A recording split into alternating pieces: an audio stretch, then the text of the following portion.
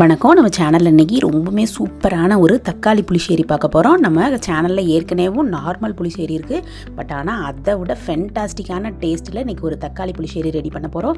எங்கள் வீட்டில் எல்லாருக்கும் இது ரொம்பவுமே ஃபேவரட்டான டிஷ்ஷு. வாங்க எப்படி செய்யலான்னு பார்க்கலாம். இப்போ ஜாரில் நான் 2 கப் அளவு தயிர் சேர்த்துட்டு கொஞ்சமாக தண்ணி சேர்த்து நான் அடித்து வச்சுக்கிறேன். கொஞ்சம் திக்காக தான் இருக்கணும், ரொம்பவும் தண்ணியானால் நமக்கு நல்லா இருக்காது. இப்போ பாத்திரத்தில் நான் தேங்காய் எண்ணெய் ஒரு 3 ஸ்பூன் நான் காய வச்சுட்டு, அடுத்து அதில் கடுகும் சீரகமும் நம்ம பொரிய விட்டுடலாம். ஃபஸ்ட்டு கொஞ்சம் தாராளமாகவே சேர்த்துக்கலாம், ரொம்ப கம்மியாக சேர்க்க வேணாம். ஒரு அரை ஸ்பூன் மாதிரி போட்டுக்கணும். அடுத்ததாக பெருங்காயமும் கொஞ்சம் நல்லாவே போட்டுக்கலாம். கட்டி பெருங்காயம் தான் நீங்கள் அதுவும் போட்டுக்கலாம். தூள் போடுறதுனா ஒரு 1/4 ஸ்பூன் அளவுக்கு கொஞ்சம் நல்லாவே போட்டுட்டு அந்த எண்ணெயில் கொஞ்சம் பொரிய விட்டுருங்க நல்லா. அப்போ தான் அந்த பெருங்காயத்தோட ஸ்மெல்லு சூப்பராக இருக்கும் அந்த புளிச்சேரிக்கு. இப்போ சின்ன சின்னதாக கட் பண்ணி வச்சுருக்க இஞ்சி, இது ஒரு துண்டு அளவுக்கு நல்லா க்ளீன் பண்ணி ஃபைனாக சாப் பண்ணிடணும். அதே மாதிரி பூண்டுமேவும் ஒரு 4-5 பல், அதையுமே நல்லா குட்டியாக சாப் பண்ணி அந்த எண்ணெயிலே நல்லா வதக்கிடணும்.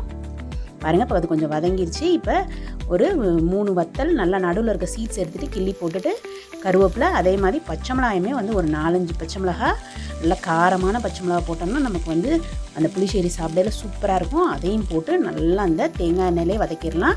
நீங்கள் யூஸ் பண்ணும்போது எப்போவுமே இந்த தேங்காய் எண்ணெய் மட்டும் யூஸ் பண்ணுங்க புளிச்சேரி செய்யலை, அப்போ தான் நமக்கு டேஸ்ட்டு சூப்பராக இருக்கும். இப்போ சின்ன வெங்காயம் ஒரு 6-7 வெங்காயம், அதுவும் நீளமாக கட் பண்ணி போடணும். நம்ம ரவுண்டாக கட் பண்ணக்கூடாது, நீளமாக கட் பண்ணி போட்டோன்னா தான் நமக்கு நல்லா வதங்கிட்டு நமக்கு அந்த சாதத்தில் சேர்த்து சாப்பிடையில சூப்பராக இருக்கும். இப்போ கொஞ்சமாக வெந்தயத்தூளும் ஆட் பண்ணிக்கிறேன். துளி அளவு ஆட் பண்ணால் போதும்.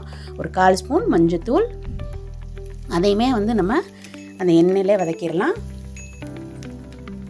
இப்போ தக்காளி, இது நல்ல ஒரு பெரிய தக்காளி. சின்ன தக்காளினா நீங்கள் 2 கூட ஆட் பண்ணிக்கலாம். அந்த தக்காளியோட ஃப்ளேவர் நமக்கு சூப்பராக இருக்கும். மெயின் திங் நமக்கு இந்த தக்காளி வெங்காயம் எல்லாமே நல்லா மேஷ் ஆகிற அளவுக்கு நல்லா குக் பண்ணணும். அதே மாதிரி தேங்காய் எண்ணெய் யூஸ் பண்ணிங்கன்னா தான் உங்களுக்கு அந்த ஃப்ளேவர் எல்லாமே எந்த மோர் குழம்புனாலும் சரி, வெண்டைக்காய் பூசணிக்காய் எது போட்டு நம்ம மோர் குழம்பு பண்ணாலும் நம்ம தேங்காய் எண்ணெய் மட்டும்தான் யூஸ் பண்ணணும். பாருங்கள், நல்லா ஃபைனாக மேஷ் ஆயிடணும். மேஷ் ஆனதுக்கப்புறமா நம்ம அடித்து வச்சுருந்த மோரையுமே ஆட் பண்ணிடலாம். கொஞ்சமாக தண்ணியும் சேர்த்துக்கிறேன் நான். இப்போ கை விடாமல் நம்ம மிக்ஸ் பண்ணணும். தயிருமே நமக்கு ரொம்ப கட்டியாக இருக்கணும். ரொம்ப தண்ணி ஆயிடுச்சுன்னா உங்களுக்கு ரொம்ப மோர் ரொம்ப தண்ணியாக இருந்தால் நம்ம ஊற்றி சாப்பிட்டாலே டேஸ்ட் இருக்காது. அதனால் நான் கொஞ்சம் கட்டியாகவே வச்சுருக்கேன். நம்ம வீட்டில் என்னடா குழம்பு வைக்கிறதுன்னு தெரியல, அந்த மாதிரி டைமில் இந்த புளிச்சேரி வச்சு சாப்பிட்டிங்கன்னா ரொம்பவுமே சூப்பராக ஃபென்டாஸ்டிக்காக இருக்கும். எங்கள் வீட்டிலலாம் எல்லாருக்குமே கேரளா ரெசிபீஸ்னால் ரொம்ப பிடிக்கும்.